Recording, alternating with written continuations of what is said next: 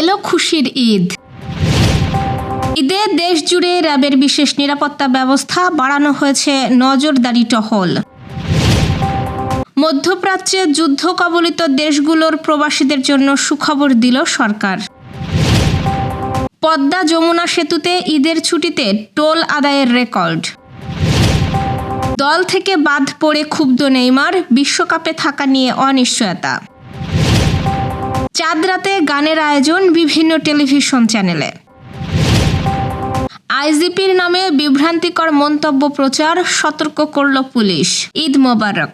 দর্শক, শুনছিলেন সন্ধ্যার খবরের প্রধান শিরোনাম, এবার বিস্তারিত।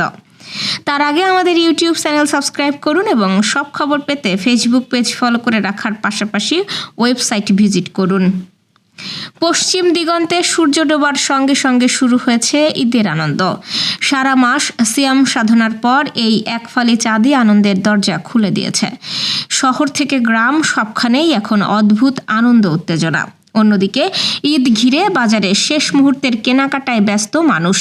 নতুন জামার গন্ধ, আতরের সুবাস, সেমাই চিনির হিসাব সব মিলিয়ে এক উৎসবমুখর পরিবেশ। দর্জির দোকানে এখনও শেষ মুহূর্তের কাজ চলছে, আর শিশুদের চোখে মুখে শুধুই আনন্দের ঝিলিক। কাল ঈদ। অন্যদিকে ঘরে ঘরে চলছে প্রস্তুতি। রান্নাঘরে মায়ের ব্যস্ততা, ফ্রিজে সাজানো দুধ, সেমাই আর তালিকা মিলিয়ে দেখা সবকিছু বাদ পড়ল কিনা। বড়রা হিসাব করছেন জাকাত ফিতরার, যেন ঈদের আনন্দটা সবার সঙ্গে ভাগ করে নেওয়া যায়, কারণ এই উৎসব শুধু নিজের নয়, সবার। পবিত্র ঈদ উল ফিতর উপলক্ষে দেশব্যাপী বিশেষ নিরাপত্তা ব্যবস্থা গ্রহণ করেছে র্যাপিড অ্যাকশন ব্যাটালিয়ন। আইন শৃঙ্খলা পরিস্থিতি স্বাভাবিক রাখা এবং ঘরমুখী মানুষের নিরাপত্তা নিশ্চিত করতে গোয়েন্দা নজরদারি, টহল ও মনিটরিং জোরদার করা হয়েছে। আজ র্যাব ফোর্সেসের ভারপ্রাপ্ত মহাপরিচালক কর্নেল ইফতেখার আহমেদ রাজধানীর সদরঘাট লঞ্চ টার্মিনাল পরিদর্শন করেন এবং সার্বিক নিরাপত্তা ব্যবস্থা পর্যবেক্ষণ করেন।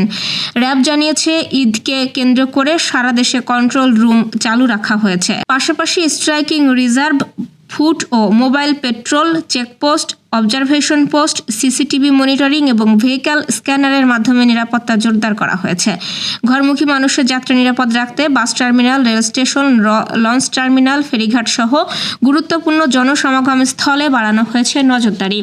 যাত্রী হয়রানি রোধে টিকিটে কারসাজি বা অতিরিক্ত ভাড়া আদায়ের বিরুদ্ধে কঠোর ব্যবস্থা নেওয়ার হুঁশিয়ারি দিয়েছে সংস্থাটি। এছাড়াও রাজধানী সহ দেশের গুরুত্বপূর্ণ ঈদগাহে, জাতীয় ঈদগাহ, শোলাকিয়া ঈদগাহ ও দিনাজপুর বড় ঈদগাহে বিশেষ নিরাপত্তা ব্যবস্থা নেওয়া হয়েছে। এসব স্থানে ঈদের আগে নিরাপত্তা সুইপিং ও সিসিটিভি নজরদারি থাকবে। ঈদের ছুটিতে ফাঁকা বাসাবাড়ি, অফিস ও শপিং মলে চুরি ডাকাতি প্রতিরোধে র্যাব টহল ও নজরদারি বাড়ানো হয়েছে বলেও জানানো হয়। অন্যদিকে সামাজিক যোগাযোগ মাধ্যমে গুজব, উস্কানিমূলক বা ভুয়া তথ্য ছড়ানো ঠেকাতে র্যাবের সাইবার মনিটরিং টিম সার্বক্ষণিক নজরদারিতে রয়েছে।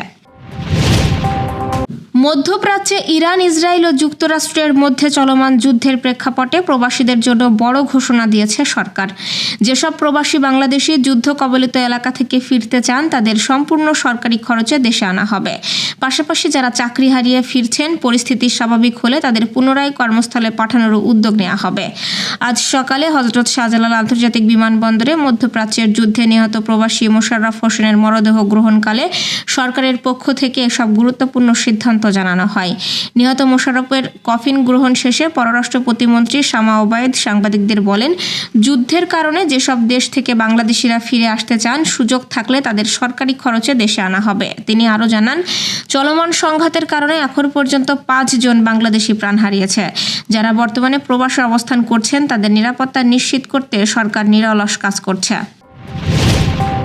ঈদ উল ফিতর উপলক্ষে পদ্মা সেতু ও ঢাকা মাওয়া এক্সপ্রেসওয়েতে ঘরমুখো মানুষের ঢল নেমেছে। ছুটির প্রথম 3 দিনে পদ্মা সেতু দিয়ে 1,09,025টি যানবাহন পারাপার হয়েছে বলে জানিয়েছে বাংলাদেশ সেতু কর্তৃপক্ষ। আজ বাংলাদেশ সেতু কর্তৃপক্ষের উপপরিচালক ও জনসংযোগ কর্মকর্তা মাসুদ রানা শিকদার স্বাক্ষরিত সংবাদ বিজ্ঞপ্তিতে জানানো হয়, ঈদের ছুটির প্রথম 3 দিনে পদ্মা সেতু দিয়ে 1,09,025টি যানবাহন পারাপার হয়েছে। 2025 সালে এই সময়ে এই সংখ্যা ছিল 1,08,02টি। এবার প্রথম 3 দিনে মোট টোল আদায় হয়েছে 12,05,88,000 টাকা, যা 2025 সালে ছিল 12,78,400 টাকা। সংবাদ বিজ্ঞপ্তিতে আরও জানানো হয়, যমুনা সেতু দিয়ে 2026 সালে 18 মার্চ সর্বোচ্চ 51,384টি যানবাহন পারাপার হয়। 2025 সালে এই সংখ্যা ছিল সর্বোচ্চ 48,368টি। চলতি বছর একদিনে সর্বোচ্চ মোট টোল আদায় হয় 3,51,82,600 টাকা, যা 2025 সালে ছিল 3,46,27,850 টাকা। এতে বলা হয়েছে, 2025 সালের তুলনায় যানবাহনের চাপ বেশি থাকলেও এবছর বড় কোনো দুর্ঘটনা বা বড় ধরনের যানজট পরিলক্ষিত হয়নি।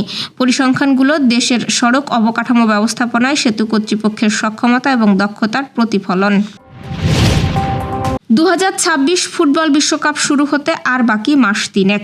বিশ্বকাপকে সামনে রেখে চলতি মাসেই ফ্রান্স ও ক্রোয়েশিয়ার বিপক্ষে প্রীতি ম্যাচ খেলবে ব্রাজিল। কোচ কার্লো আনচেলত্তির ঘোষিত স্কোয়াডে নাম নেই নেইমারের। স্কোয়াডে নাম না থাকায় ব্রাজিল সমর্থকদের মনে একটাই প্রশ্ন, তাহলে কি নেইমারকে ছাড়াই বিশ্বজয়ের অভিযানে নামবে ব্রাজিল? এদিকে দল ঘোষণার পর এক সাক্ষাৎকারে নেইমার বলেন, আমি কথা বলছি কারণ চুপ করে থাকতে পারি না। অবশ্যই আমি ক্ষুব্ধ এবং দুঃখিত যে দলে ডাক পাইনি, তবে আমার লক্ষ্য একই। ব্রাজিল দলে ফেরার পথে নেইমারের সবচেয়ে বড় বাধা তার শারীরিক অবস্থা। 2013 সালে ইউরোপীয় ফুটবলে যোগ দেওয়ার পর থেকে এখন পর্যন্ত তিনি 40টিরও বেশি চোট পেয়েছেন। পবিত্র ঈদুল ফিতর উপলক্ষে চাঁদ রাতকে ঘিরে বিশেষ সাংস্কৃতিক অনুষ্ঠানের আয়োজন করে আসছে দেশের বিভিন্ন টেলিভিশন চ্যানেল। তারই ধারাবাহিকতায় এদিন বেসরকারি টেলিভিশন চ্যানেল বাংলা ভিশন, মাছরাঙা ও RTVর পর্দায় প্রচার হবে ভিন্ন ভিন্ন গানের আয়োজন। প্রায় এক যুগের বেশি সময় ধরে বাংলা ভিশন চাঁদ রাতকে ঘিরে এক বিশেষ অনুষ্ঠান আয়োজন করে আসছে। এবারও প্রচার করতে যাচ্ছে বিশেষ সঙ্গীতানুষ্ঠান উৎসবে আনন্দে। অনুষ্ঠানটি সরাসরি প্রচার হবে আজ চাঁদ রাত 8:15। এবারের আয়োজনে অংশ নেবেন জনপ্রিয় শিল্পী জিনিয়া জাফরিন লুইপা ও সাব্বির জামান। এদিকে মাছরাঙা টেলিভিশনে চাঁদ রাতে প্রচার হবে সদ্য সমাপ্ত লোকসঙ্গীতের রিয়ালিটি শো ম্যাজিক বাউলিয়ানার সেরা 5 প্রতিযোগীকে নিয়ে বিশেষ অনুষ্ঠান চাঁদ রাতে ম্যাজিক বাউলিয়ানা। রাত 10:30 প্রচার হবে অনুষ্ঠানটি। সোহাগী নুরি, এনামুল হক মধু, আখি আক্তার ঝর্ণা, মেহজাবিন মুবাশশেরা ও রজনী খাতুনের গানের পাশাপাশি কথা বলবেন নানা বিষয় নিয়ে।